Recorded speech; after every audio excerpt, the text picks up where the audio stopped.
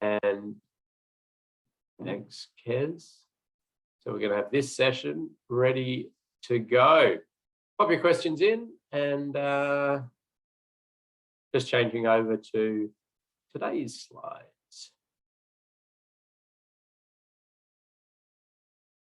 As I do this, I mentioned that you will be getting you out on site, and I'll give you a bit of a briefing on that at the end of today's session. We will have our break as usual as well. Okay, Kez, hopefully now this one is coming up. Okay, got the thumbs up.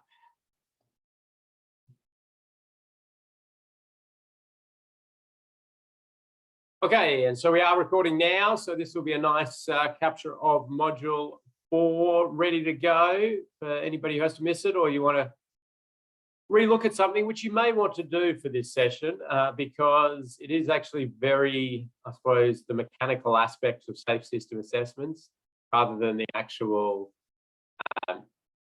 engineering and road design judgment and considerations in road safety engineering style knowledge, which obviously very important. But this is actually just where do you put numbers and what do you do and how do you fill things out? Very important stuff. So I'll be pointing you at the safe system assessment matrix. Sorry, that's the same Wally. I just accidentally jumped forward.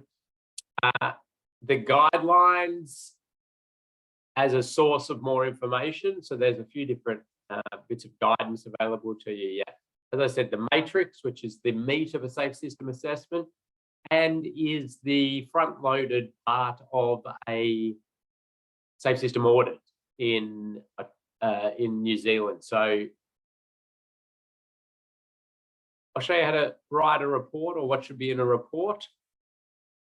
And we'll do some categorization of primary and supporting, which for those that have been doing safe system audits, you should be sort of getting your head a bit around that.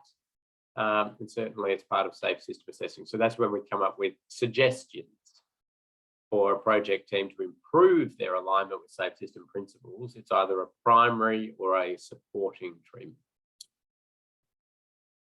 Okay, just summarizing where we're up to now in this whole course. So we've done well and we've looked at the safe system. We've got everybody on board with this philosophy and its principles and levers there. So we've done well there. We spent a long time talking about exposure and likelihood and severity. And I think some of you are fully aware why we spent so much time on this and why we laboured this point, but you'll see shortly it is integral to the assessment process. And then within that severity aspect, we looked at sort of a number of different curves and crash types and speeds and angles to try to relate this bit back to energy and the amount of people killed or seriously injured, or the likelihood of death or serious injury, which fed me into showing you this chart, which you will be using shortly, because we will shortly be putting numbers to crash types that we're concerned about. And by the way we sort of do that is imagine the speeds that they could happen, the types of crashes, and then come up with some sort of judgment on how severe that might be when it happens. So we're coming back to that. And there's some more, I gave you some more speeds and angles and a few other things. So I popped these back into these slides so you can reach into the PDFs of these slides available in the learning management system at any point and grab these to help calibrate your thinking there on crash types and speeds.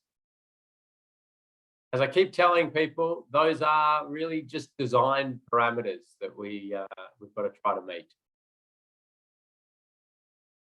Okay, into it. How to do a safe system assessment. Well, Austroads produced the Safe System Assessment Framework, which is this document, and it was released at the end of 2016. and I was on the, what was I, on the working group for it. I wasn't the author, I wasn't one of the authors of it, on the working group, and it runs you through sort of how to do a safe system assessment to a point. There's a lot of stuff missing out of this document when you actually start doing them. And the reason for that is that when this document was developed, basically there was maybe 3 of us across Australia and New Zealand that were doing things that we called, well, I called it a safe system audit at the time, which is different to what safe system audits are now, and some called them the safe system assessment. We're all doing slightly different things, but they were, there were very few of them done. And so Austroads developed this without having had a lot of this done. So as soon as it was out and released and people started doing safe system assessments, there was a whole lot of things that came up that were not clarified within this document. And there was no guidance on it, and sort of industry started coming up with ways to, processes and practices to do things.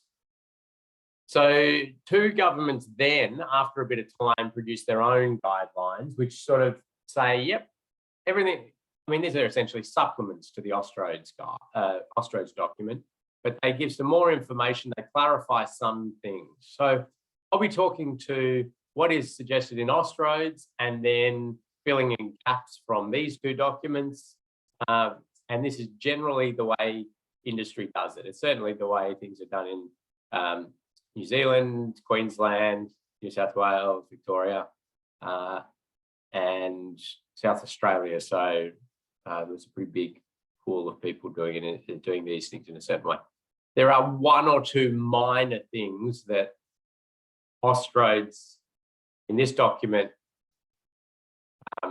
spells out that actually these documents don't. And yeah, I'll take how the jurisdictions actually do it and the actual practice, because it's kind of showed that Austroads wasn't quite on the money.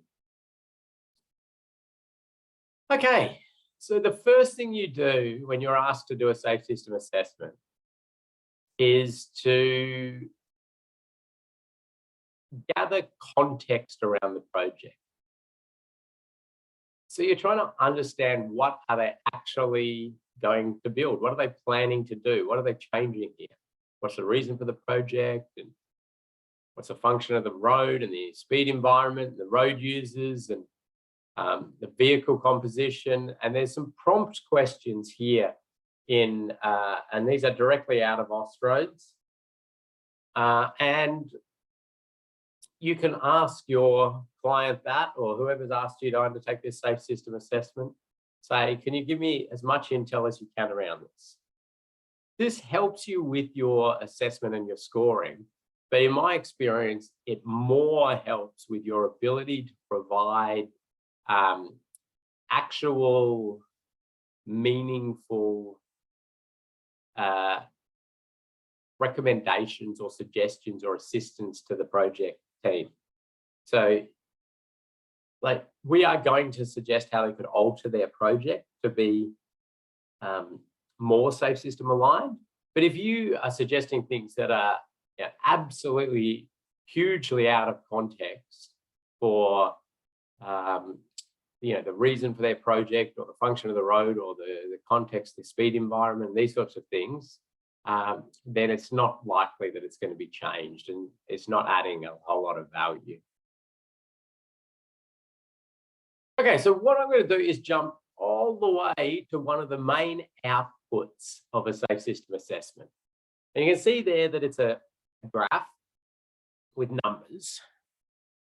And on this side, we have this thing called a safe system assessment score, or safe system alignment score. And down here, we've got these crash types: run-off road, head-on, intersection, other, pedestrian, cyclist, motorcyclists. That's interesting. Crash types, safe system alignment score. Up here in brackets, you can see lower scores are better. The lower the score, the better.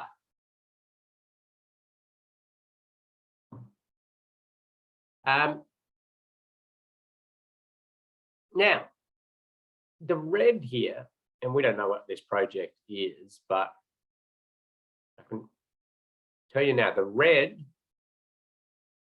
that'll be the existing condition. So what is currently there?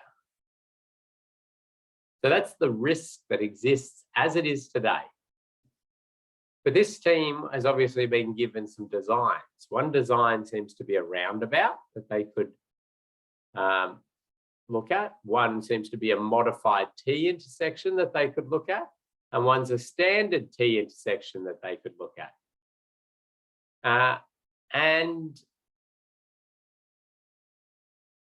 what each of these is, so the orange there, is the score for when this roundabout is built. So the assessment team is predicting into the future, what is the risk of that site when they build this roundabout as per the design they've been given.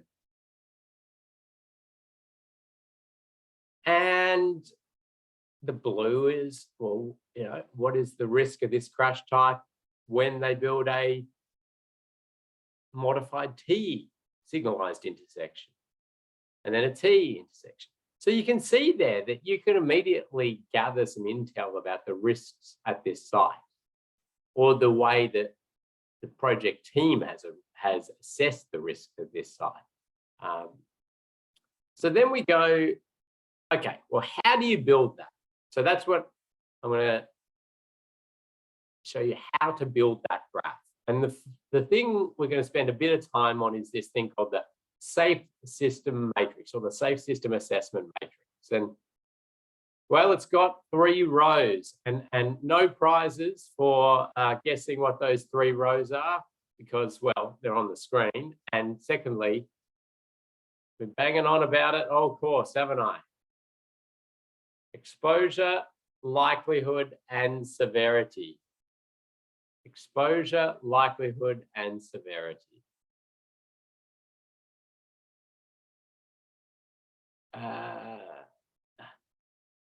I'm just seeing that there's some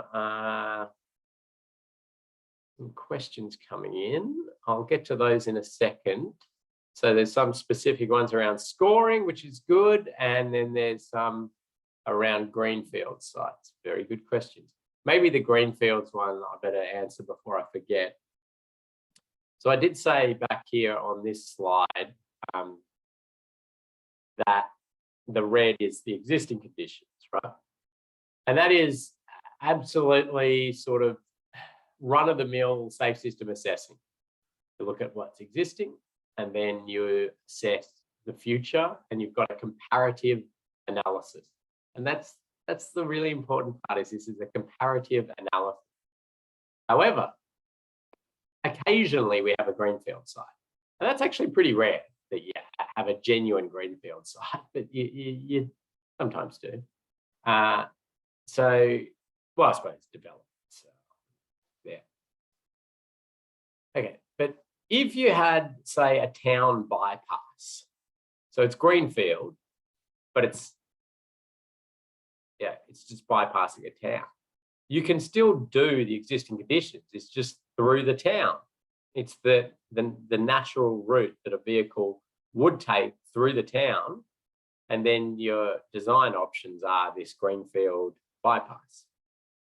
But if it was something that is completely, there isn't anything that exists there, a new development or something like that, then you don't do an existing conditions, right? So you just do design options. You have to understand what that means, in the sense that all you're able to do is compare relatively scores off each other in terms of options, or you just get a set of scores which are somewhat meaningless but point you at crash types that are more of a concern than others, right? So yeah, that's your answer on greenfields, but happy to expand on that if anybody would like. I see my chat. I see the chat popping up there. Let's have a look at what we've got going on here. So post-construction, okay, we've got a number. So, yeah, the only real advantage of, yeah, John's got it. Oh, no, yeah, sort of. So at post-construction, the only reason you'd be doing a safe system assessment is more of a validation purpose or something like that, to say, yep, we've achieved what we wanted in safe system assessment in terms of reduction from the existing conditions, or maybe for some reason a safe system assessment wasn't done throughout the process and you wanted to validate that, maybe to say whether any further supplementary measures are required, but it's not going to be adding a lot of value. Like, so yeah, you design stage is really where you want to be doing these, and ideally at design stages where you can influence the fundamentals of the project.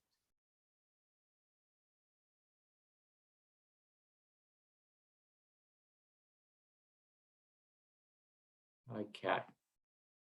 Let me go through a bit of a few slides and then I'll pause, give you a break, and I'll read back through some of these questions because they seem to be coming in thick and fast with specific questions, which is great. But I'm going to cover off a little bit of this. Oh, hang on, somebody's. Okay, it's all happening here. We've got people coming and going and good fun. Okay. So the safe system assessment matrix has exposure, likelihood, and severity. 3 rows. And what we're trying to get to is to put a number between 0 and 4 in each of the cells of this matrix, each of these boxes. So we say exposure to runoff road crashes, and then we say either there's exposure of a 0, a 1, a 2, a 3, or a 4.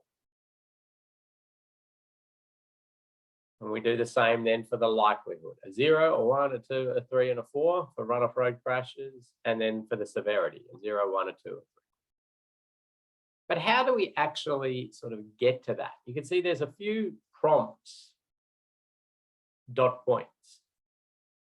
The exposure to runoff road crashes is based on the AADT, the annual average daily traffic, the amount of vehicles traveling through. Because runoff road, head-on, intersection, they are all for passenger vehicles. Well, I should say motorized vehicles. Heavy vehicles may be included in that, but it's going to be dominated by passenger vehicles. That's the crash type. Pedestrians are crashes where pedestrians are the ones that are injured. And you might be saying that's pretty obvious, Ken, but I'll talk to you about why I laboured that point. Cyclists are the ones that are injured, and motorcyclists are if they're the ones that are injured. But if a vehicle runs off the road, this is you imagining this, right? You say, I'm worried that a vehicle is going to run off the road here into this bus stop. And they're going to go into the bus stop. And there could be people sitting at that bus stop or waiting at that bus stop. Okay, that's a pedestrian. That we think about in the pedestrian crash. Even though there was somebody running off the road, it's the pedestrian that was injured. Now, if the vehicle occupant, if you're worried about the vehicle occupants being injured as well, then it might appear in both runoff road and pedestrian.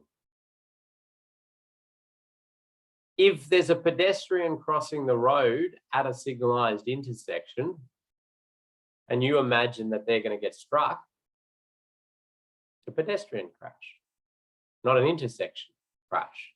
It happened at an intersection.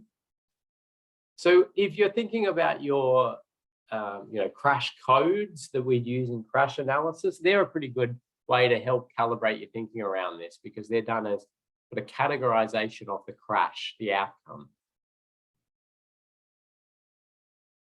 So what we want to do is put a score here for the run-off road crashes. So how many people are exposed, or how many vehicles are exposed to run-off road crashes? And if you have a road that has, say, 4,000 vehicles a day, well, you can't put 4,000 in here, can you? Because that's not between 0 and 4. So what we need is some sort of scoring reference sheet. And the scoring reference sheet is provided in Austroads. It's provided directly in Austroads. And what it shows here is scores, 0, 1, 2, 3, 4. There's another page of it, I'll show you shortly. A description for exposure, likelihood, and severity. So for exposure, let's go down the page a little bit. A 4, the highest score for exposure. Volume of vehicles that might be involved in a particular crash type, so that's thinking about the columns we just looked at, are very high, or the road is very long. Now I'm going to cross out or the road is very long, because that, although this is directly out of Austroads, people don't use that practically. Therefore, exposure is very high. For run-off road head-on or other crash types, AADT is greater than 10,000 vehicles a day. For cyclists, pedestrians, and motorcycle crash types, volumes are greater than 100 vehicles or 100 units per day.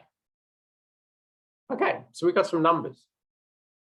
10,000 and 100. What's a 3? Between 5,000 and 10,000 AADT. Or between 50 and 100 in terms of pedestrian, cyclists, and motorcycles. We go down to a 2. 1,000 to 5,000. Okay.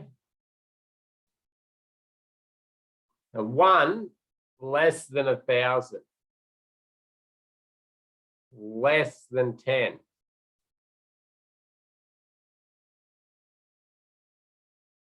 And a 0, there is no exposure to a certain crash type. It might mean that there's no side flow, no intersecting road, no cyclists, no pedestrians, or no motorcycles. So what did I say? I said we had an AADT of 4,000 back here. So we're looking, okay, well, what is our exposure? Okay, well, there's certainly vehicles there, and it's not less than 1,000. It's to 2. Okay. So we're going to put a 2 there. It's as easy as that for exposure. We got to our number. Now, usually your head-on is the same, but occasionally if you have like a rigid median barrier or something like that, you'd put a 0 for head-on. But if it's an undivided road, or even if it's got a median but no barrier system or the like, you'd put the same number there. The volume is the same. Through there as well. We'll come over to head-on crashes shortly. Actually, no, we'll do all of our exposure, and then I'll pause and I'll take some questions. So intersections now, we're saying, well, hang on, what is our exposure to intersection crashes? So if you have a stretch of road and it doesn't have any intersections, so you've got a mid-block section of road to look at, So maybe you're doing a strip shopping center, a safe system assessment or something like that. You literally don't have any intersections, you'd put a 0. But if you've got an intersection there, you're looking at an intersection, or there's an intersection in the length of road that you're looking at, you add the two volumes. So we've got this road which has got 4,000 vehicles per day on it. We've got this side road that's got, or this road that crosses it, that's got 2,000 vehicles a day. Then we're at 6,000 for the AADT. We go, where are we? 2. Oh, it's no longer a 2, is it? It's jumped up to a 3. So we're going to go to a 3 for that.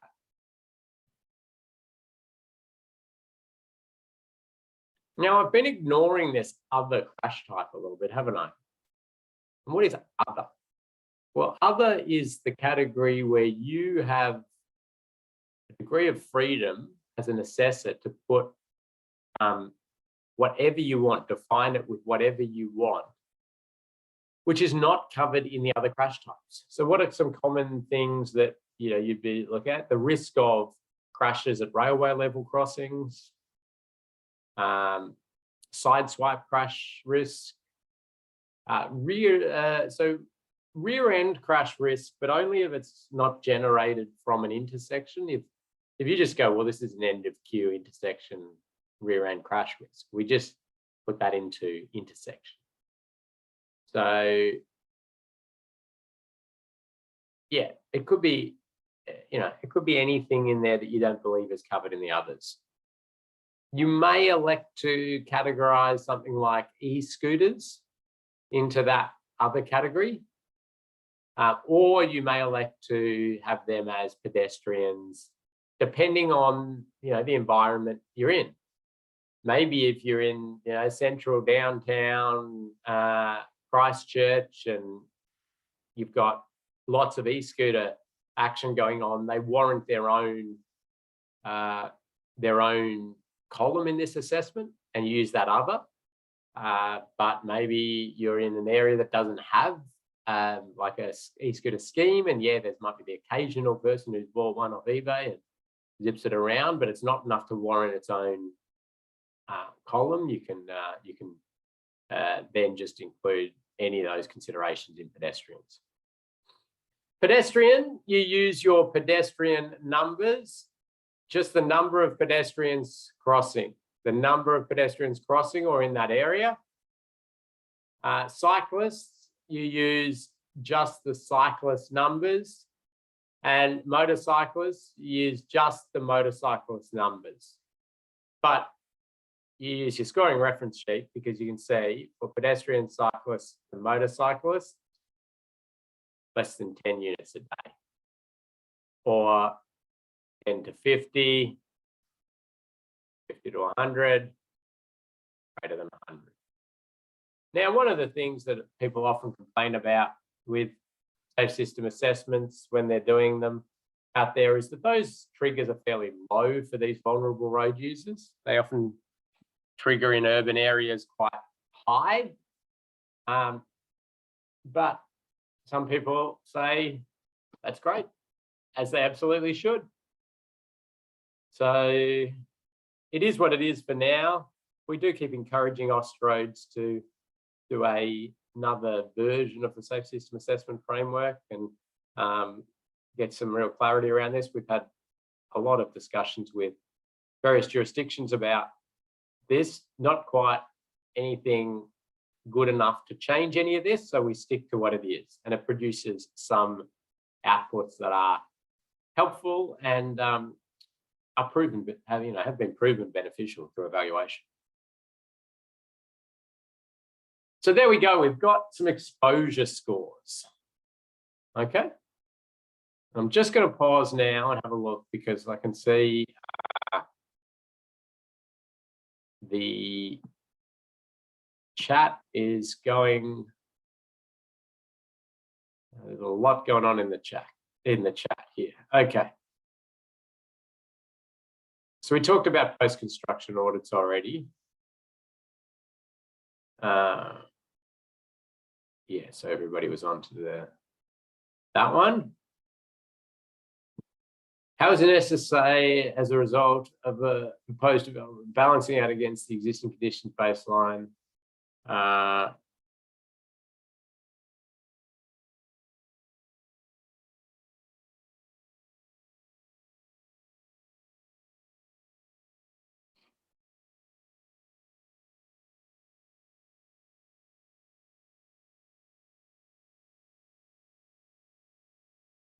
Okay, Peter's put in there a bit of a detailed one. I'm not 100% following.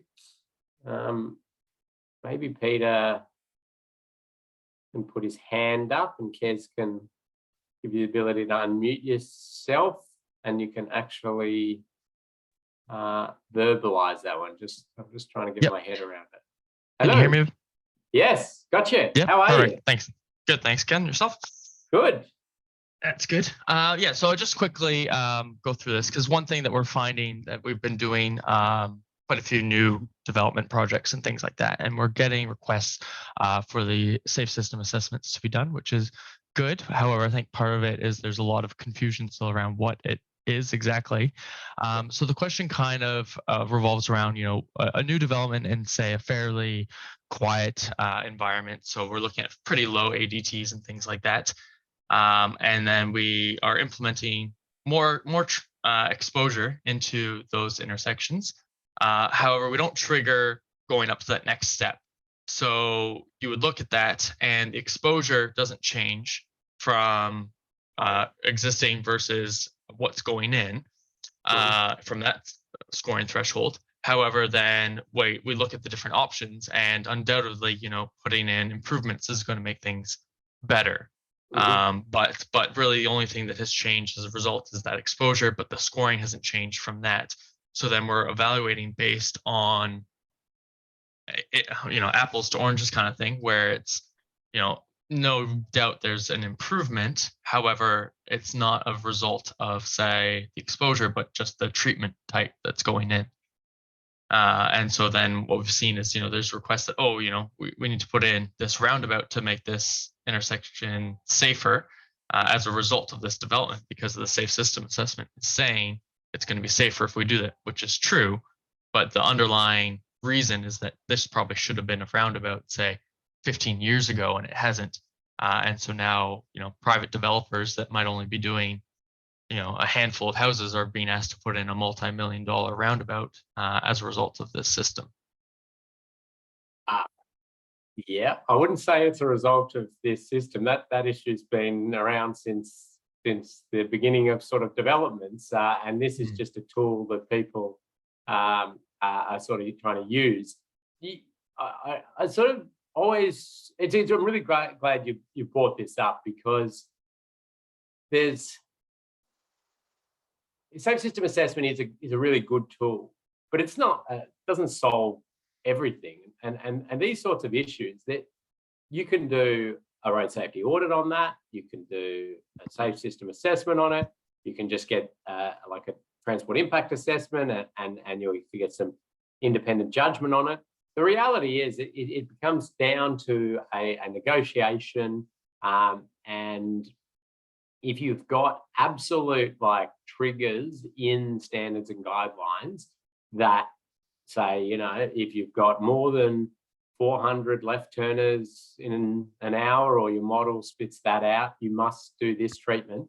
That's very clear cut. This is a risk assessment methodology, a tool that has subjectivity built into it. You'll see this shortly. If you use it solely as that sort of way of doing things, all that'll happen is people will shop around to find their safe system assessor who gives these very easy, good answers that they want. So I don't think that this is one input of information to a road authority in their decision making about the management of their road network. And yeah, it shouldn't be taken as more than a risk assessment from that. Of course, the roundabout's going to be better. And I used to be the manager of planning in the Victorian government for one half of the state. And yeah, you're constantly sort of facing this where you go, okay, well, yeah, this developer's coming in and we require them to do some stuff, and we'd love them to do much better stuff and better stuff that aligns with safe system principles. But what is a reasonable point that you can lump those costs onto the developer? Yes. Yeah, and there's no direct answer to that. Occasionally, a planning guide or the like spits out that that actually, has some triggers and some warrants because it's clear like that. But otherwise, yeah, it's just that negotiation, I suppose. So I don't think I've helped you with that. No, I think you have, because I think you've cleared up the fact that on part of both consultants and road controlling authorities, there needs to be a bit more general understanding of what an SSA is meant to be. And the experience we've had, or that I have had so far, is that the RCAs are requesting this, but not actually realizing what they're requesting potentially, just because it is so early in the process. And so, when there's a new development that's resulting in, for example, let's say 10 peak hour vehicle movements or 100 vehicles a day, kind of thing like that, it's not overly substantial in the grand scheme of things. And so it just needs to be that consideration of, does it actually trigger an SSA being needed for what it's likely to be impacting? So I think it's just about upping that education of what it is. So yeah, I wouldn't be as like whether it triggers the need for an SSA or not, I wouldn't be as concerned about that. It's more like people understanding what this output is. Like, because of course you can say a roundabout would be a better improvement. Also, a grade separation would be a better improvement. A rail line would be a better improvement. But like the scope of what you're pushing onto a developer is ludicrous in building some of this stuff for their small development. So yeah, I think reinforcing that this is just that risk assessment and has some options as outputs, I think is important. When you do your safe system assessment, and I explain a little bit more about sort of spitting out recommendations as well, I think this might assist and might help gain some clarity around how this should be used. Good. Okay.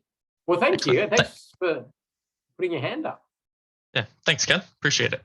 Okay. And there you go, everybody. A good example of how you can have a quick chat about a specific issue. But I see some more questions come in. So in the post-construction audit, so Luke's popped in there, well, would you just do a normal road safety audit in accordance with the 2013 audit guidelines, or the Kotahi road safety audit guidelines? Well, actually, this safe system audit guidelines, the 2022 released version, you could just follow that process. You would do the scoring of a safe system assessment. It would be kind of somewhat meaningless, but it's part of the process. No, it wouldn't be meaningless. It'd give an indication of how much of a change this development has made. But no, then you're into the details of the audit, and you might pick up, that sign's the wrong way around or those sorts of things. And that's what Harriet is now saying. Sorry, good.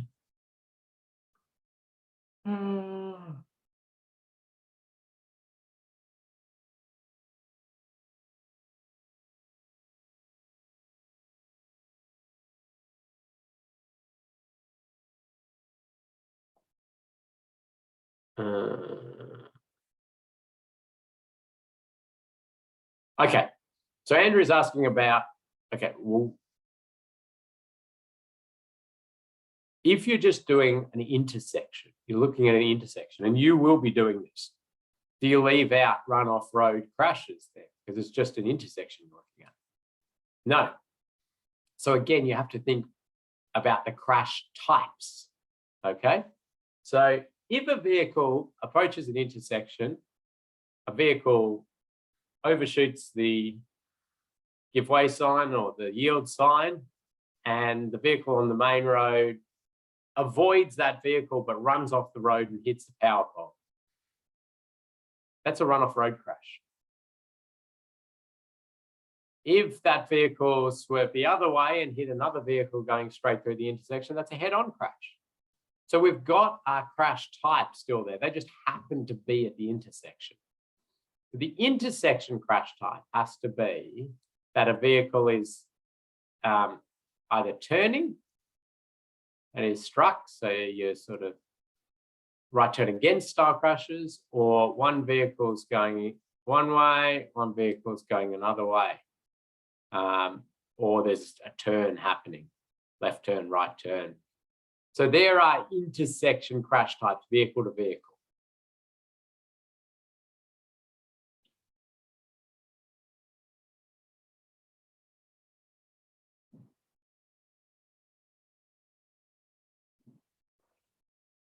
Okay, you're asking all the good questions here. There are two intersections.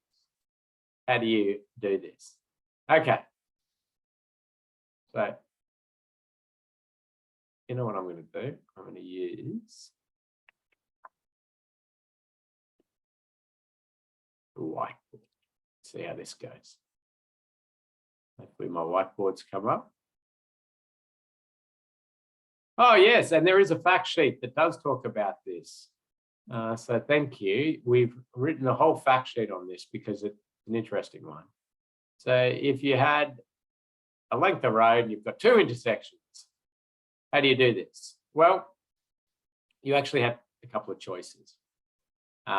This is spelt out in the Victorian guidelines as to your choices. Choice one is to take this intersection and maybe then take this length, or maybe you split it up into three and you do two matrices. You do one here, and you do one for this one. And you know, that one links to that one links to that section, and you do not do anything else to it. It is simply providing your advice. The risks in this section are this, the risks in this section are this. You don't try and combine them, you don't do anything like that. And you'll get like a little graph that comes out for each of these. And you can even do that seasonally. So you could take you had a beachside area, for example, and it's just going crazy during summer and then absolutely dead during winter. You could do a winter and a summer matrix for the area. Okay, so there's a lot of flexibility there. Or your option could be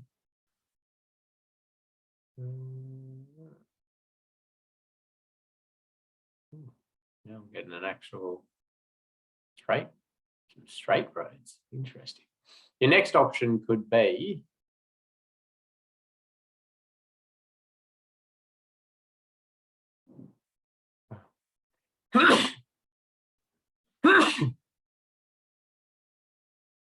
that one, and you know, whatever you decide, whether it's that one and then just the mid blocks or whatever it is,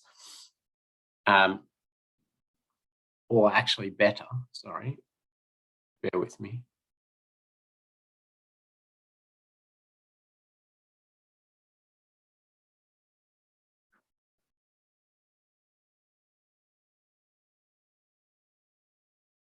Here you go. Okay. I'm going to do this one. I'm going to do this one. And you've broken it up like that because they're two sort of homogeneous sections that you've decided.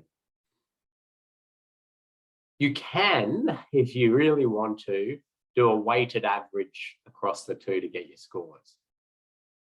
Now, I don't tend to do it. I tend to just leave it as two separate things scored, and I don't give a end final score for the whole stretch of road.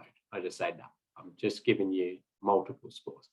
I have a colleague who sort of loves doing this, and he'll come up, he's got spreadsheets coming out of his ears of, you know, a big length of road, and he chops it up into all these homogeneous sections, and then has a matrix for each, and then weighted average using the volumes over all of them to get his final sort of weighted average score for the whole length of road.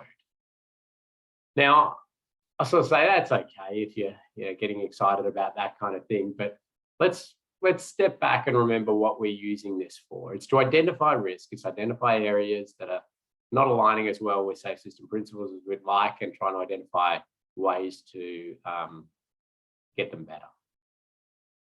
And are we getting any extra value by doing all of those spreadsheets and spitting out that sort of final score? Well, in some situations it might be needed, but in most situations I think this is absolutely fine.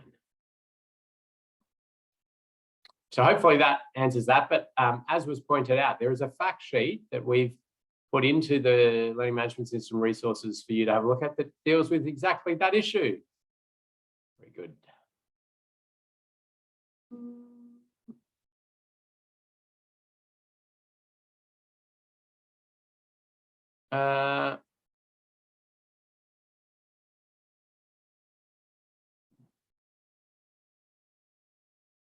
Oh, okay, so yep, get some people putting some stuff.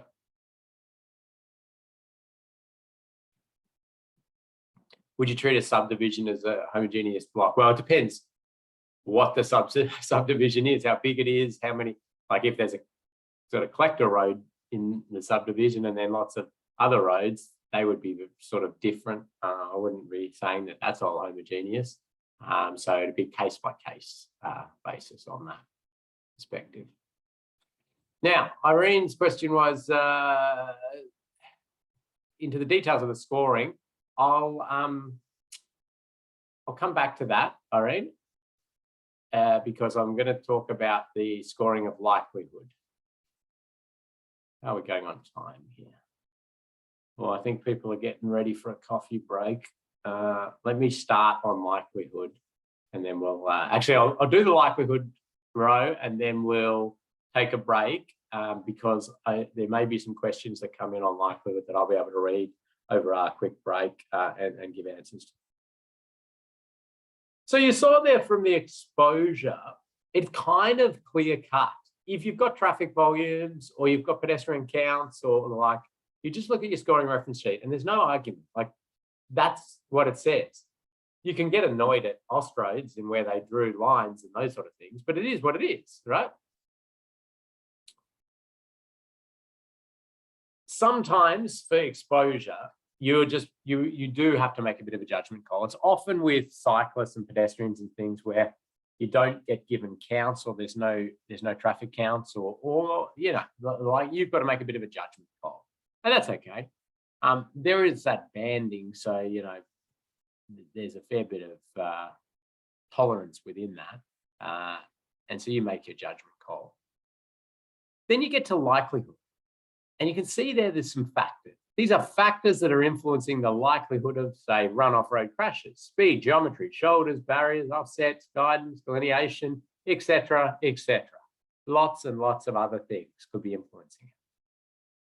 So what you do as a safe system assessor is you look at the existing road, you do scoring, you note down lots of factors that are influencing run-off road crashes. The speed that vehicles are going, okay, all right, and there are, you know, there's big sealed shoulders and there's audio tactile edge line, there's good line marking, right, and there's cleared areas, there's street lighting, and there's, you know, so you're listing all of these different things that are maybe lessening the chance that run-off road crash will happen, and maybe some that increase crashes. So you might say that there's trees in the roadside, lots of trees in the roadside, or lots of hazards in the roadside. The frequency of hazards is quite intense. And you dot point all of these things out to start to build a story. And then you go to your scoring reference sheet and you start looking at the likelihood. You can see here for a 1, it is highly unlikely that a given crash type will occur. And a 2, it is unlikely that a given crash type will occur. This is not helping us a lot, is it? It is likely that a given crash type will occur. Okay, 4 seems to have a few more words. The likelihood of individual road user error leading to a crash is high given the infrastructure in place. E.g., high approach speeds to a sharp curve, priority movement control, filtering, right turn across several opposing lanes, high speed. Okay, so we've got some things there that are sort of inherent infrastructure deficiencies that are going to influence the likelihood of crash. This is another one where we actually generated a fact sheet on likelihood, because it's hard to get your head around to a degree. Because if you take this at absolute face value, the likelihood of crash at any individual location on the network is highly unlikely. Like everything would be 1s or 0s, because as a 0 is there, it says there is only minimal chance of a crash. For in the individual roads, is given the infrastructure in place, only extreme driver behavior or substantial vehicle failure could lead to a crash. Now, the fact sheet and the process talks about relative likelihood. So thinking across the New Zealand network, the likelihood of that intersection compared to other intersections. Otherwise, everything would be 0s and 1s, or everything would be 1s. I mean, pretty much never use 0 on likelihood. No, you might in very low speed environments and the like, but most of the time it is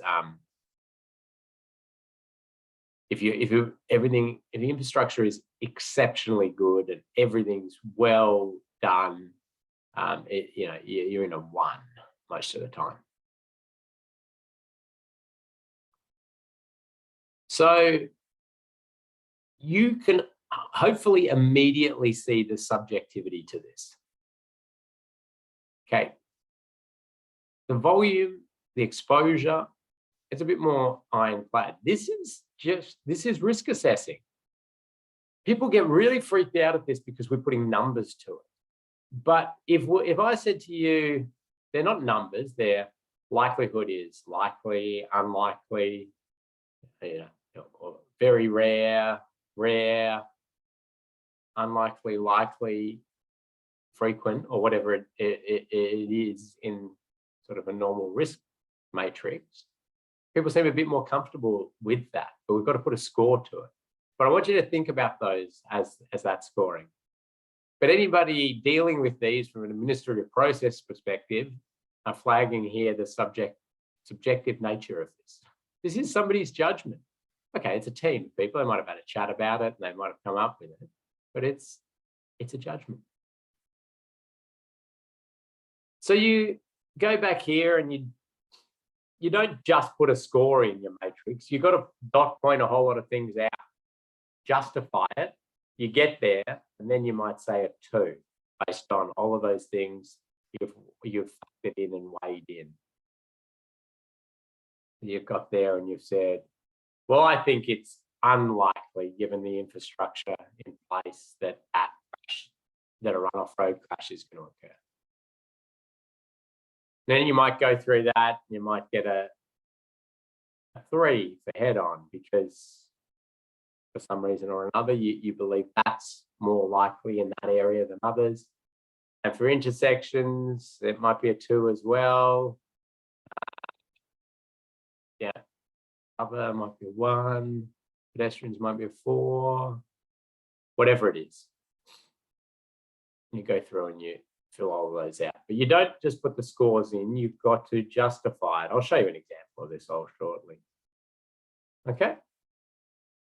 So pop your questions in about likelihood now, and then we'll deal with severity after we have our little break. I'm going to give you 3 minutes, quick chance to fill a coffee up, and we'll get back into it.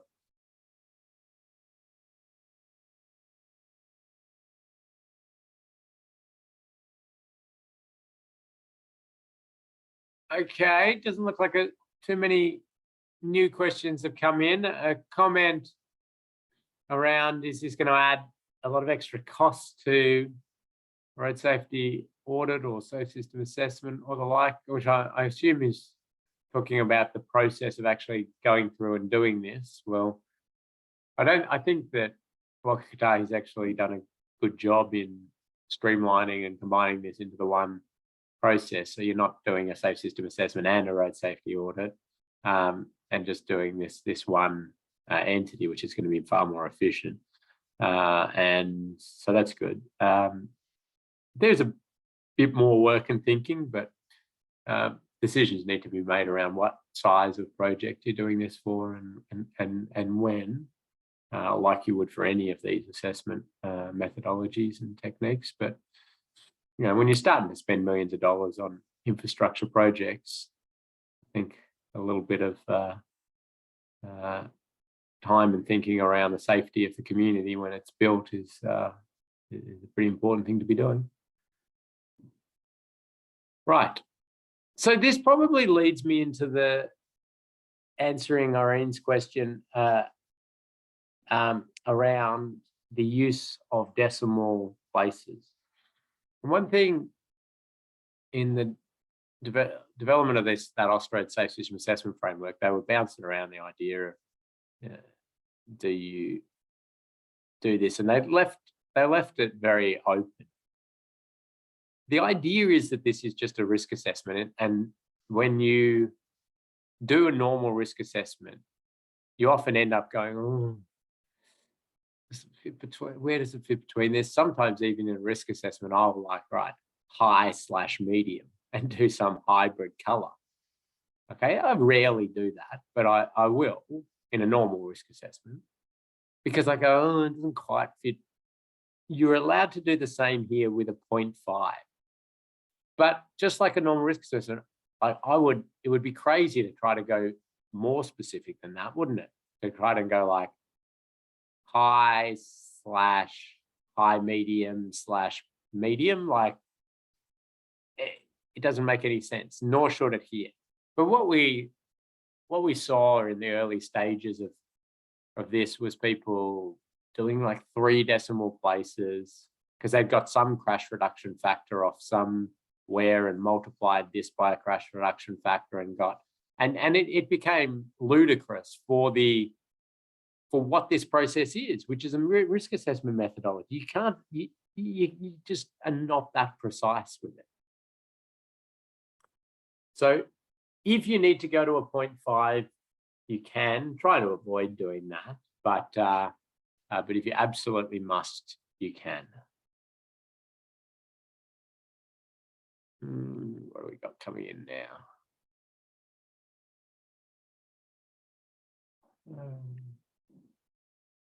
All right, I'm just reading this now.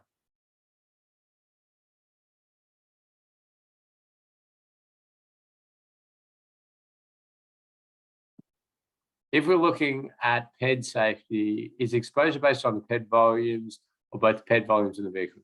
It is just the pedestrian volumes. So this is again another one where there's slight confusion within the Austroads Safe System Assessment Framework document, this has been directly taken from. Just use the number of pedestrians you have in that area or crossing. If we're doing an intersection in an urban area, do we worry about head-off and run-off road crashes? Yes, you do. Absolutely. The amount of vehicles going through that area or that intersection is your exposure. Okay, you might decide your likelihood's low based on speed or based on the geometry or the, whatever factors you've assessed, and you might decide your severity is low based on speed, but it is still there and you absolutely still score it. It should play out in its own right in terms of the risk. You don't ignore anything.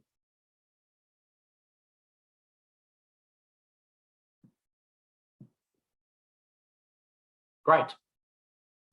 Okay, we're nearly there because we've only got one row to go, and that's the severity. Now, severity is somewhere in between the two of likelihood and exposure in terms of how much information and how much ironclad clarity do you get. And why is that? Well, you can see here, we've got factors: speed, roadside features, the flexible barrier system, rigid barrier systems or the like, speed, percentage of heavy vehicles, speeds, angles, speed. I mean, speed is going to be so dominant in the severity outcome because the crash is now happening and you're just trying to analyze the physics and biomechanics of injury when it happens. Like in your mind, you've predicted this crash could happen, right? And you've decided how likely is it that it's actually going to happen. Right, now you're thinking about, okay, it's happened. Are we going to see people killed? We see people, injuries? We're just going to see minor injuries. We're going to see them walking away. It's just going to be, even just panel beater minor stuff. And this is where we use this. And you can see 4, 3, 2, 1, 0, somewhere in there. General indication only, professional judgment required. Don't think that, again, we can be absolutely this precise, but it's going to help you and guide you. Think about that crash, the speed, make your judgment call.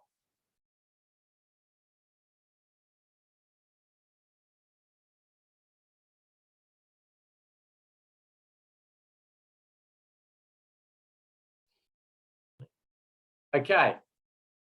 So then you'll say, okay, I'm going to dot point a few things out here. There's there's no roadside barriers. There's trees, and they're point source hazards. And there's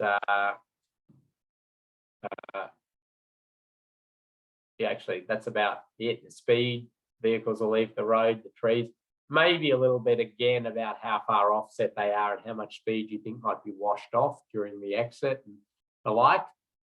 But that might be it. And you go, yep, all right, well, when they hit that tree, it's going to be very bad. And I'm making that a 4 because I've gone to my chart and I've gone car leaving the road, hitting a tree. And I've sort of drawn my line out here and gone, well, if it's sort of anywhere above 60-ish, we're into the 4. Or sorry, anywhere above 70-ish, we're into definite sort of 4 areas.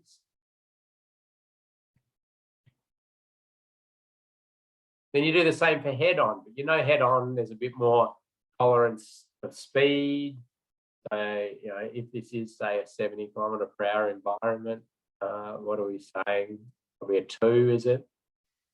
Head-on, vehicle to vehicle, 60, probably in the 3 still. You'll make a judgment call.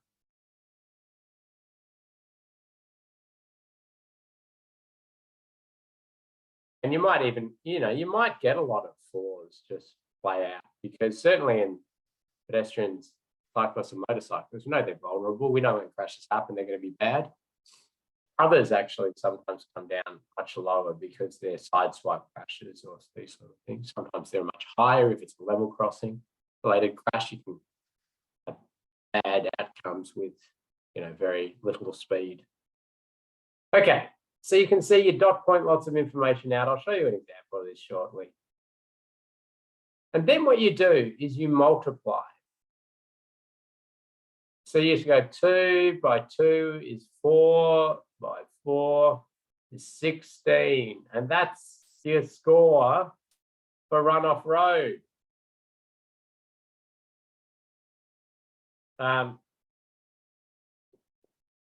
and then you do it for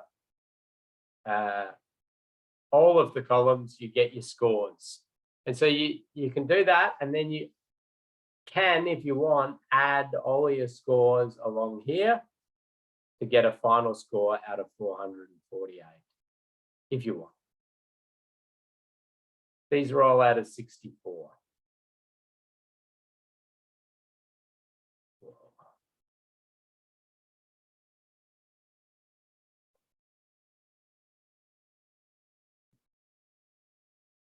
Sorry, I did something. I think it was try to dictate something there. Okay, so you multiply,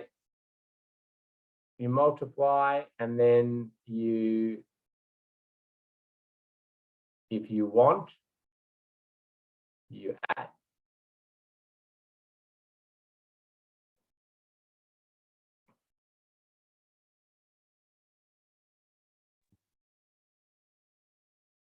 Ken, quite a few questions in the chat there about rear end crash scores. Yep. How do you determine them, and why they're not mentioned in the scoring sheet? Yeah. Okay, so rear end crashes, there wasn't and there hasn't been as much good research and evidence around it. So we use a bit of, I suppose, judgment around it, but we weren't confident enough to put it into the Austroads.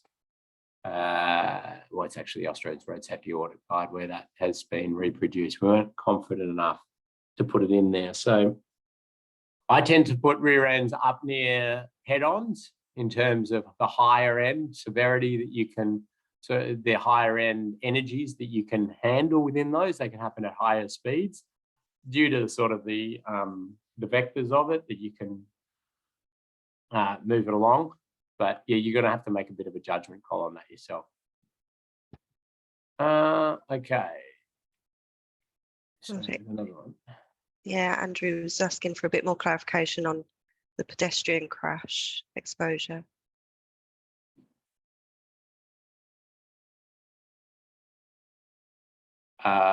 Okay, so yeah, so if there were lots of, if there were very few vehicles, yeah, so like this is where dragging exposure out from likelihood in traditional risk assessment theory and risk assessment process has really challenges people's thinking. So what you do in a case where you have a road and it's got lots of pedestrians and very few vehicles, your pedestrians dictate your exposure for pedestrians to crashes. The number of vehicles in that particular case is factored into the likelihood of crashes. So you would say low vehicle numbers as a likelihood reducing factor. In a similar way, if you look at run-off road crashes, okay, the exposure to run-off road crashes is the number of vehicles, all right? If in your roadside, you have an absolutely cleared roadside of everything, except for there is one tree, right? It's just one tree, okay? You don't factor that into exposure, you factor that into likelihood, right? But in this, so I want you, I hope that helps a little bit in clarifying why we would put the vehicle numbers for those pedestrian areas or pedestrians into likelihood.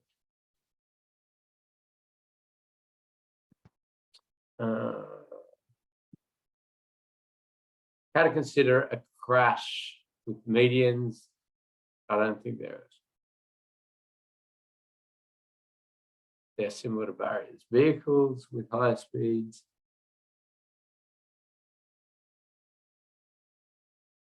Yeah, so if you've got a median with no barriers, well, it's going to probably lessen the likelihood of head-on crashes, but it's not going to eliminate it.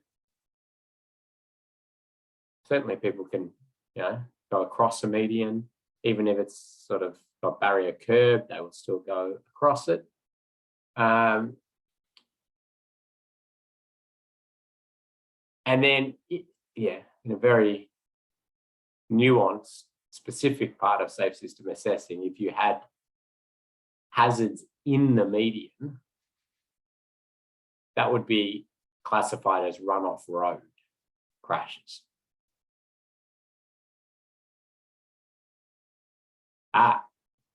So Peter's come up with that. Okay, so the tree that I was talking about, the frangibility or not of the tree that we've left the road and there's only one tree, that's the severity aspect of it. So yes, I suppose it is a little bit, you might be thinking more about, Peter's probably thinking about rollover crashes and those sort of things that are less severe, certainly something we're very concerned about in the roadside, or hitting the point source hazard. So that, there's a bit of grey area in that, but that's another one. If somebody leaves the road and they hit a barrier system in your mind, that's still a crash, but the severity is much lower. If they leave the road and they hit a very small tree, a sapling, the severity is going to be lower in terms of the incident. They hit nothing, they roll over, the severity is going to be lower again. Oh, sorry, the sapling might be less severe in some particular circumstances. They did an interesting study once, or commissioned an interesting study once about the use of vegetation in roadsides to lessen risk. But and there are some interesting vegetations out there that would significantly help, but it's just too hard to maintain the whole scheme. Anyway, I'm off on a tangent.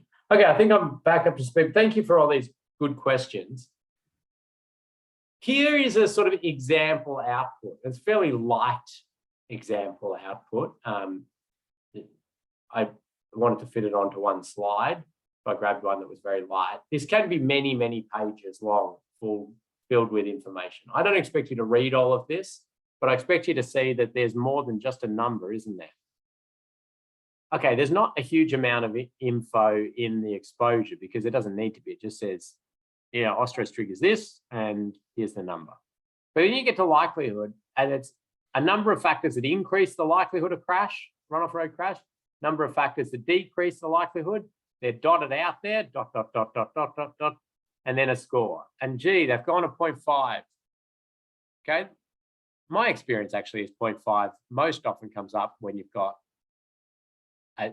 two people doing a safe system assessment and they can't agree, and then you split the difference. But sometimes it's, it's really, everybody wants to go down to that 0.5 for some reason. And then for severity, you can see things that increase the severity, things that decrease the severity, dot, dot, dot, dot, dot, dot, and a score, and then a score for runoff road. And they're added up there and you get a total score. So the first thing you do, as I mentioned, so here we go, we've got an intersection. Okay, they've told us we've got some designs for this intersection, upgrade. We want you to do a safe system assessment.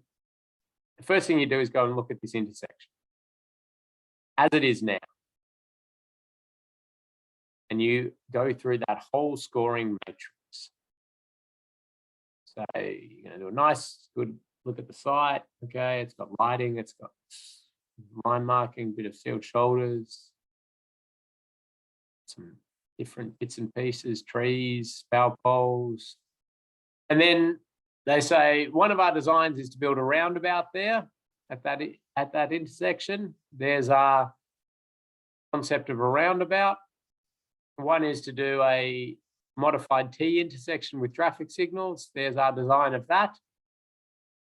and one's to do a conventional T-intersection, and there's our design of that.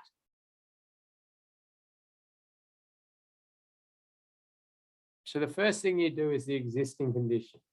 Put those designs to the side for now. Fill the whole thing out. You get out there, you're looking at the site, you're looking at what exists now. And this gives us our baseline, our benchmark. That's the score for each of them. Then you take this, once you've completed it all and you're happy with it, and you copy it and you paste it. And then you look at the design of the first design you're looking at, and you go through and you modify the existing conditions matrix. And you use strike throughs for things that have been removed, risks that are not there anymore. You, with a different color, add new things that have appeared. Maybe they've made things better, maybe they've made things worse. And you do all of this modification and you change the color on scores that you've changed, and it spits out a new set of scores for you and a new matrix. Then if they've given you a second design, you go and you get another copy of the existing conditions, you paste it and you modify it. And then if they give you another one, you get an existing conditions matrix and you modify it. And you keep doing that, as many options as they've given you. And what that does is it then gives you the ability to sort of compare overall. If you wanted to do that, there you go. Safe system, alignment score, the existing conditions 118. Okay, the roundabout's going to give 90, the modified T is 99, the conventional T is 105. Well, the first thing I'd say is that everything improves alignment with safe system principles. The roundabout is the most aligned in this situation, but everything can be improved. More improvements can be done, and you can just keep, looking at different recommendations to improve things. There you go. You can graph it if you want. That's not absolutely required, but this is what most people are looking for in that safe system assessment. And that's where we started. Remember, I showed you that at the start. Now you've seen how it gets built, and you can start to see where some of the scores, how they play out against the existing condition. So certainly, the roundabout, even though it was the best alignment with safe system principles, saying, well, hang on, for cyclists, we actually seem to be making things a little bit worse when we do that roundabout. So maybe we need to consider things to make it better for cyclists if you're going to build that roundabout.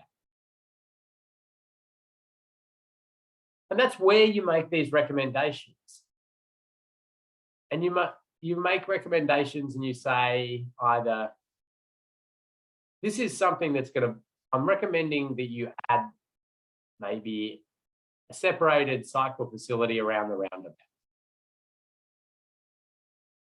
And we'll call that a primary because it's going to virtually eliminate potential for fatal serious injury crashes occurring for cyclists at that location. Or maybe you're going to put up some cyclist warning signs.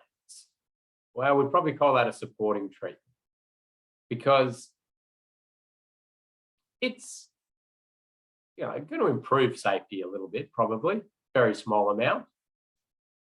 It's not going to virtually eliminate the potential for fatal and serious injury crashes occurring associated with crashes with cyclists. It doesn't change our ability to get any primary treatments in the future. Non-safe system, I've got on this slide more as terminology. You wouldn't be recommending non-safe system treatments in a safe system assessment. So each time that you recommend something, some changes to their designs, you categorize them into primary or supporting. Now, the Austroad Safe System Assessment Framework document lists crash types, treatments, and categorizes those treatments to help you. It doesn't cover everything you could possibly do, but it covers a fair few, and you get a feel for how to categorize things. So this, now I'm going to stress this. This is you making recommendations on alterations to their designs. So let's go back here.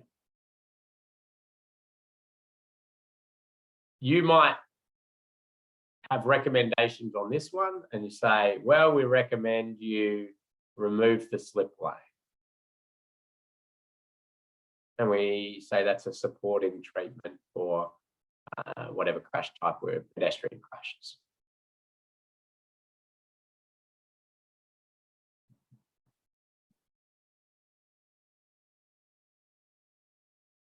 Okay, before I get onto these things and then give you your briefing about your assignment, I'll just check where we're at. Surprising how small the differences are in that example. Yeah, I'm trying to use a very simplified example for this one. If we get time, I'll dig in. I'll find a live, real safe system assessment. You can see the significant amount of information that can exist in some matrices to help a project team and give good intel and information. And the scores can be sometimes different, sometimes not. That's one advantage actually of the fact that the safe system assessment doesn't go to refined precision, because like I talked about adding a bicycle warning sign, that's not going to do anything for a score because it's not substantial enough to actually get you to change likelihood from a 1 to a, or from like a 2 to a 1, definitely not. 2 to a 1.5, still not enough. Like that's a significant reduction in risk and it's just not there with a warning sign. So then in a holistic safe system assessment, you then do some analysis of road users, vehicles, post-crash care. Now you might do this at the start of your assessment or do it, periodically throughout. But you've got prompt questions again that have come straight out of Austroads that ask these general questions that you don't try to quantify, you don't try and put numbers to, you're just qualitatively answering and saying anything that you know or you've noticed out there. Are road users likely to be alert and compliant? And then there are different factors that might influence this. What's the enforcement levels? What's the likelihood of driver fatigue? Can enforcement be conducted safely? Are there special road users? Like, is this an area with lots of elderly people, children, on-road activities? If you happen to notice a lot of elderly, you might bump up your severity score of pedestrian crashes, for example.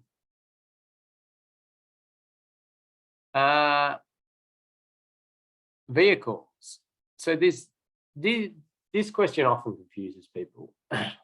What level of alignment is there with the ideals of safer vehicles? The reason that's sort of in there is because theoretically a safe system assessment can be done of a whole community or a remote community or a mine site or a private operation or something like that. So you'd actually be analysing their fleet and the safety features in their fleet. Most of the time for our infrastructure projects, you just put not applicable or nothing of note. Other factors might attract a large number of unsafe vehicles, percentage of heavy vehicles too high. Are we detecting non-roadworthy or overloaded vehicles? Can enforcement be conducted safely? That's one where we've certainly seen some safe system assessments alter projects based on that question. So the ability to pull over vehicles, so maybe barrier system configurations, ability to intercept and the like. Has vehicle breakdown been catered for? And then post-crash care. Well, once the crash happens, are there issues that might affect that? So congestion, stopping access. Do emergency and medical services operate as efficiently and rapidly as possible? So, is it going to be many hours before somebody's treated? Do we need to think about ways that would happen, helicopter landing areas or or other services? Are the response teams protected during the crash event? Are people provided correct information? Is there reliable information by radio VMS? And again, another very sort of vehicle focused one. Are there provision for e-safety, cooperative ITS systems, which again, most of the time is you just sort of say not applicable or nothing of note for an infrastructure project. But maybe if you're doing something bigger, maybe a new motorway tunnel or something, you're going to get into a bit of that, you know, ITS analysis. So you just point out some answers to this, and we're not going to get you to do this for today's or this mock assessment, and you probably won't do it in a lot of the safe system auditing that you're doing, but it's something there that you could do as a fuller safe system assessment. So how do they relate to the matrix is a question that's come in. Well, they may feed you some information that would adjust some of the scores in the matrix. You might be adding them as a dot point, or there's a high number of people drag racing here at night, so I would factor that in or something like that into your. But they are sort of this acknowledgement that the safe system is a holistic system. We need to think about wider elements, not just the physical infrastructure. The matrix is predominantly infrastructure focused, and these often are just lists that sit aside and sometimes generate ideas that you might pass over to community road safety officers. Might be that you say, well, we're going to build this new infrastructure, but we really need the kids of the school to know how to use it and the school community to know how to use it. So let's go and talk to them and produce some fact sheets and do some, before we open it, we take them through it or whatever it is, so it's used properly. That's not really within the infrastructure design. I mean, you should be designing it so it's obvious to use and those sort of things, but that's a bit of an example.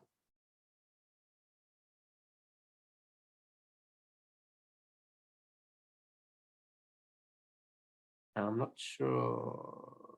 So Harriet's question, so not recommending a design not put forward by the client. I'm not sure I quite follow that one. Feel free to pop your hand up or write something else in there. But I suppose the one thing is that the client will come and say to you, here's my design, or here are my design options. Can you safe system assess this? You do the existing conditions, you assess all of those designs, and for every design, you make recommendations on what could be altered to improve things. It's up to them which one they choose. Okay. I better get on to this because I've got to show you what you're going to be doing. So production of a safe system assessment report. Well, I've listed there what would be in a report, but that's a bit redundant now because there are templates available from different governments which you could use. And certainly you've got, most people will be doing these safe system audits, and the Whakatahi guidelines points you at what you should be putting in and has a template, so you'll just be following that. But what I'm going to get you to do is use the Victorian government template, which the reason for this is it's a standalone template for a safe system assessment, which you should be able to do at the end of this course. If you go anywhere, you should be able to do a full safe system assessment as a standalone entity. And I want you to be able to do that. This is what New Zealand essentially was using before safe system audit guidelines came out. And we're going to be getting you to use this for your assignment. And it'll be anything that's highlighted yellow is what you will be filling out. And you can see there's a matrix there. So we are going to give you a site and a design, and we're going to ask that you go out there and have a look at it. It'll be close to where you gave us as an address. And we want you wearing a high-vis vest, staying off the road. You don't need to measure lane widths or anything like that. So just stand back and observe. Don't be a hazard yourself. Don't make people walk around you to you can walk on the road to get around you. Make sure you park safely. And we have a safe work method statement, which you're going to have to agree to. It's very obvious stuff. Like, you're not going to go out there intoxicated, and if you have to drive 8 hours to get there, which you won't, because if you look at your site and you have to drive 8 hours to get there, you'll come back to us and say, I don't live in that place anymore. Please give me a site closer to where I now live. But that's the safe work method statement. So I'm going to jump out of here and I'm going to go into the learning management system. We're going to have a look live at it. And I'm going to show you exactly what you need to do. Okay, so just, are there any questions that have come in while I do that? I think Anatole just tried to clarify that question about, does SSA include suggesting new options not suggested by the client? Oh, like a fundamentally different intersection form. You could do that. Yep. Yeah, you could. And Tama's just put a couple in. How do we contact people working on the same sites for this? Oh. Is there a contact list? Well, go through us, just because they may or may not want to work. So I'll explain that in a second. Okay. So in module 4, let's go back to module 4. So module 4, podcast in there. Okay, that's interesting. You'll see you've got a quiz still to do. You got the slides. There's the safe work method statement for you to read, and this is saying, yep, I'll follow this. I'll be safe out there. We've risk assessed all these sites to make sure they're safe for you, and we just need you to follow and be sensible safety requirements. So then you click on the safe work method statement, and it's got one question, and it's like, I agree to take care when I'm out there, wear high vis, and you agree to that.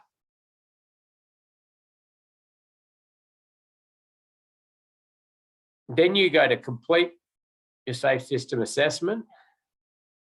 And you'll see up the top here, we've got the Word document template, and we've got a graph generator for you just to make your life easy. So let's download these. Come back to those. And as some of you have seen, you've got a PDF, and you've got your name will appear next to one of these. So let's have a look at this one where we've got 3 people. We'll click on that. And open that up. And hopefully you'll know where it is. There you go.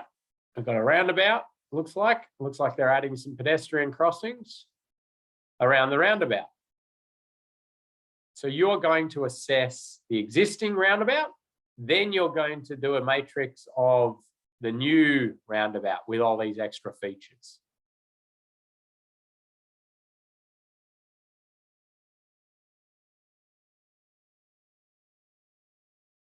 And then you're going to another one.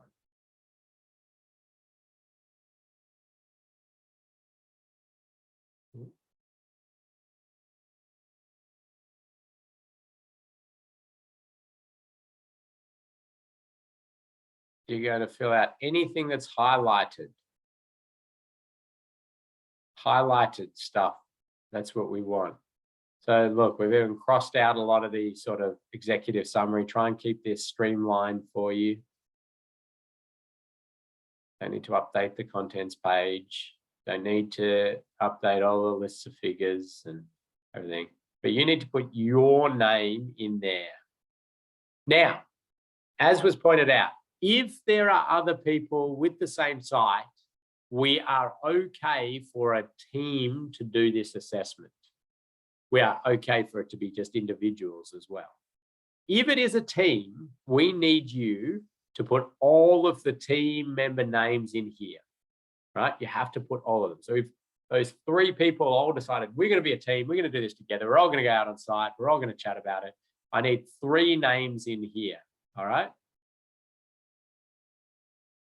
Because if I see the same, or if our assessor, whoever marks this, sees the same assignment twice, and they'll be like, hang on, what's going on here? But if there are 3 names, they go, okay, they worked with the team on this one. So you don't need to fill any of this out. But for a real one, you would. Then you need to put a little bit of info in there about the works. It doesn't need to be long. What's the speed limit? Put a snip of the design in there. Summary of the assessment, we can do that at the end because it's hard to summarize what your outcomes were when you haven't done it. The score for the existing conditions, the score for the design. You only got 1 design, and you need to put in your own graph.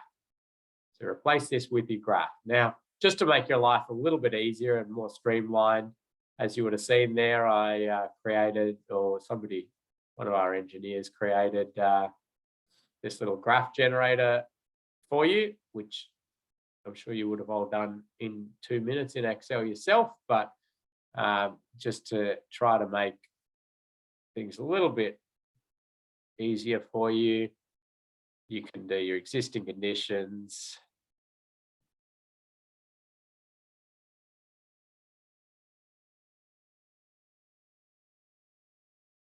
Well, try to change something that I shouldn't change there. So you can see there, and then you'll get a graph start to appear, which just helps you. And then you can snip that and paste it in, or copy it and paste it into your Word document when you get to that point. You'll delete that, you'll put your own in there once you're finished. So then you're at the matrix. And you can see here, so you're going to fill out all of this intel. So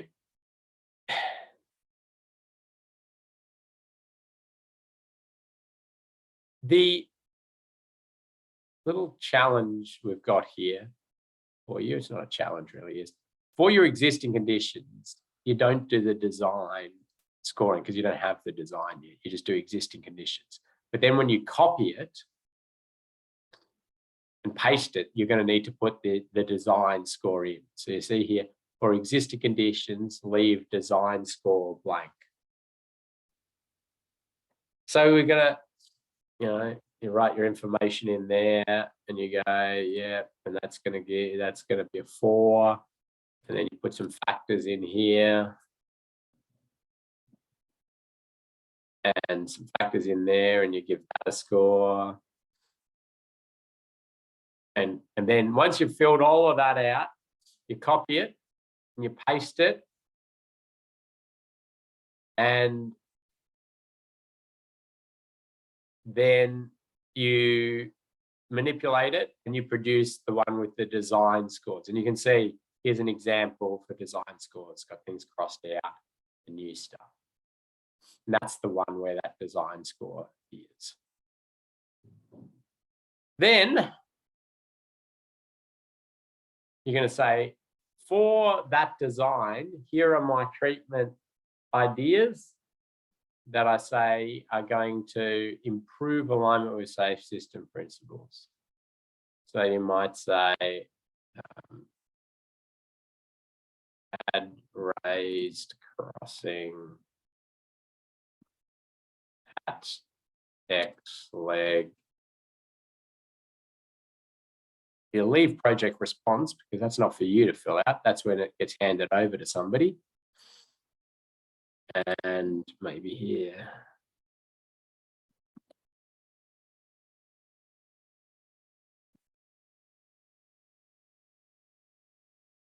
Whatever you decide, maybe a bit more detail than I'm providing there. And then you put a picture of yourself at site in your high-vis vest to give us assurance that you actually went out and looked at the site. That's it. Then you get that, and you don't grade submissions.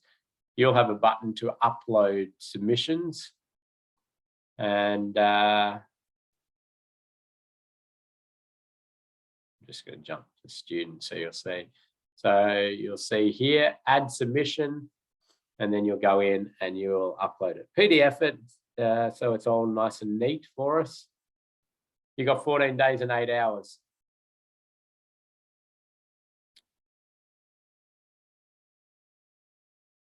Questions? Here they come. Yep, so to contact, if you want to work with, or you want to see if those other people want to work with you, come through us. So should training at Safe System Solutions email say, I'd like to work with other people, we'll find out whether they want to do that. We're just unsure whether we can give out other people's contact information.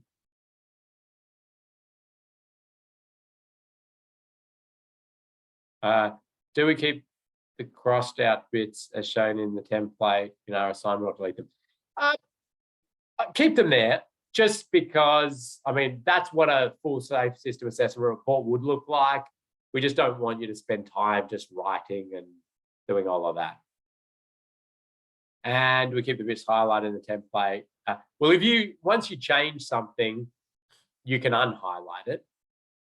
That's just pointing at you. That you need to make some changes here. So yeah, you can unhighlight it or leave it highlighted. It's up to you. There were a few wombats today. So hopefully you, not I don't think there are a huge amount, but there were certainly some. So hopefully that's all good. Now, just in my last 2 minutes here, I'm going to take you back to here, and I'm going to point you at the resources, and I'm going to reference documents and resources. So those, and then Safe System Assessment Framework. And the important thing I really want to just point out in this is, well, there it is. If you go down here, whatever page this is, Runoff Road to the left or right, treatments. It's got some ideas for you. And look, primary treatment, supporting. So you get an idea of what those are. It even helps you with exposure or likelihood or severity. So that's Runoff Road. And then you'll have another table for head-on crashes. So that will help you in calibrating your thinking. The other thing that answers some of the questions, and I'm glad that some of you already knew that, was that we have these fact sheets on our website to try to help you. So yeah, fact sheets around likelihood or exposure at intersections. How do we think about likelihood? What's exposure for bike facilities? Route projects, that's where, multiple intersections and changes. How do you deal with that? So have a look at those if you are interested. All right, Kez, what do you reckon? Yeah, I think we've covered everything. So the only thing, I suppose, just to remind people, isn't it, is that we are here to help you. I mean, this is a training course. So if you start to get into it and you're really struggling, get in contact. We'll set up a one-on-one catch up or shoot an email with your question. Somebody will get back to you with it. We want to help you get this clear in your mind. Of course, you have 3 attempts at this. So if you didn't do so well in your first one, you'd get some detailed feedback and then you'd be able to have another go at it, or you could organise that meeting. So thank you very much. Thanks, Kez. Thanks, Ken. And enjoy your Safe System Assessing, everybody. Keep in contact if you've got questions. Bye.